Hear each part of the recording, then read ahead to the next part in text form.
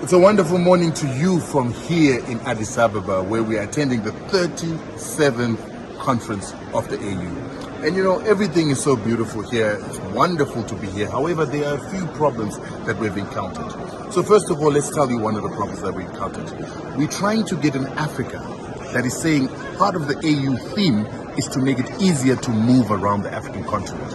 But coming here was so difficult. Getting into the country was even more difficult. We spent 4 hours at the airport trying to clear our papers, paying what was called a visa fee of $150. I don't think that facilitates easy movement of Africans, especially for Africans that don't have money.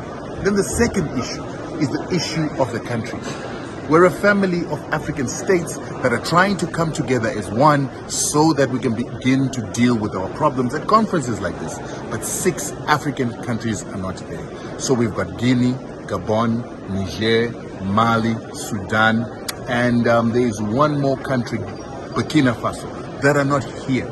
These are part of the African nation, part of the body of the African nation that have actually began to fight the continuation of colonialism in French colonies to free themselves. We believe that those are fights for independence, but they've been suspended because of allegedly undertaking coups. But a lot of us Africans look at these people as freeing themselves from the continuation of colonialism pact with France. And so that's why we don't understand why they're not here, why they're not sitting with other African leaders to deal with African problems in the African family. But what is ironic is we've got French people sitting here, Italians, Americans, the British, our former colonizers sitting in our meetings, but we've got African leaders that have freed themselves from France Afrique, not present here. These are some of the problems that we need to deal with. Another thing that we need to deal with is something called EPF, the European Peace Facility. Now, this is a new facility that came in after the African Peace Facility expired.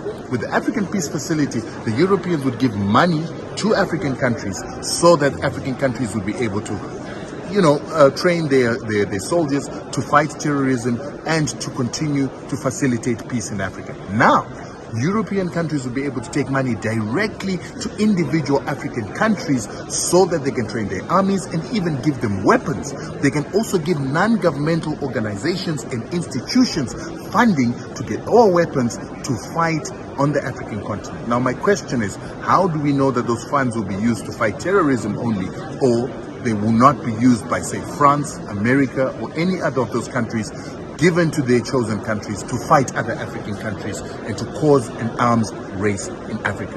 These are the kind of issues we need to deal with at these kind of conferences. But as long as they're keeping out other African countries, as long as they're taking money from the European Union, as long as they're taking weapons from European countries that do not like certain countries because they're breaking colonialism, we'll always have a problem on this continent. And what is ironic is we're told that China is our enemy, Russia is our enemy, but we don't see the Chinese, Russians, we see the French, the English, and our former colonizers. That's the problem. That's it.